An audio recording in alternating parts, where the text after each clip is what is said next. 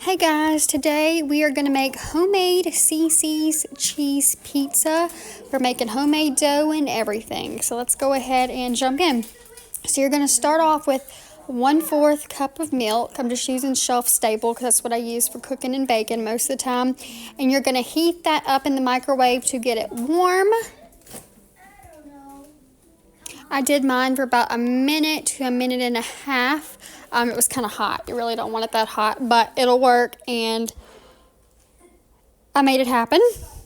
Then you're going to take 2 1/4 teaspoon of active dry yeast and a 1/4 cup of sugar, and you're going to add your milk to all of those ingredients, mix it up, and let it sit there for about 5 minutes until your yeast mixture is starting to bubble up and froth. I just kind of mixed it up to make sure nothing was sticking together. So yeah, like I said, about 5 minutes, at most 10 minutes. Sometimes I let it sit for 10 just to make sure it fully foamed through. Sometimes 5 is enough. For this recipe, 5 was enough for me, but like I said, you can let it sit for 10.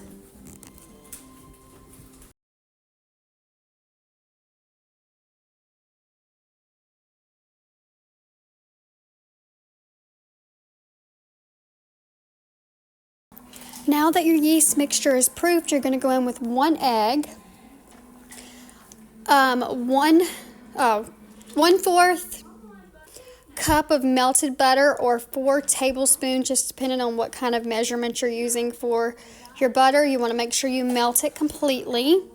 And then we're going to go in with 1 teaspoon of salt and mix that together.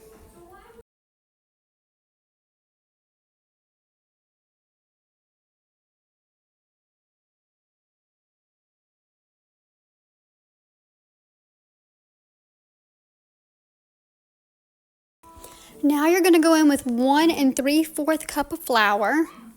I'm using a 1/2 cup measuring and a 1/4 to get my measurements. I'm just using basic all-purpose flour. And then you're going to see me spray my spoon down with some Pam. I find that helps to keep the dough from sticking as bad. It still will stick, but not near as bad. It's easier to mix. And you're going to mix all that together. If you have a mixer, you can do that till it's well blended. If not, just keep mixing it. You may have to go in by hand later on, but for right now, a spoon should be fine. And you're going to scrape down the side of the bowl to make sure you don't have any remaining flour in the bowl while you're mixing, to make sure you incorporate all of the flour.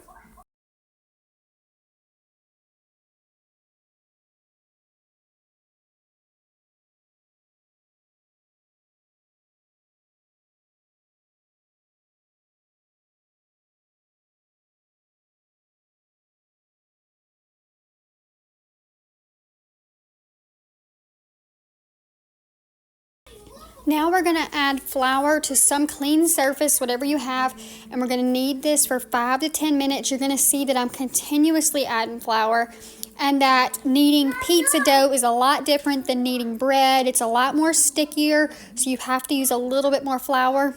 After that's done, we're going to grease a bowl. I just used cooking spray. You can use vegetable oil, and we're going to put that dough in the bowl and let it rise for an hour.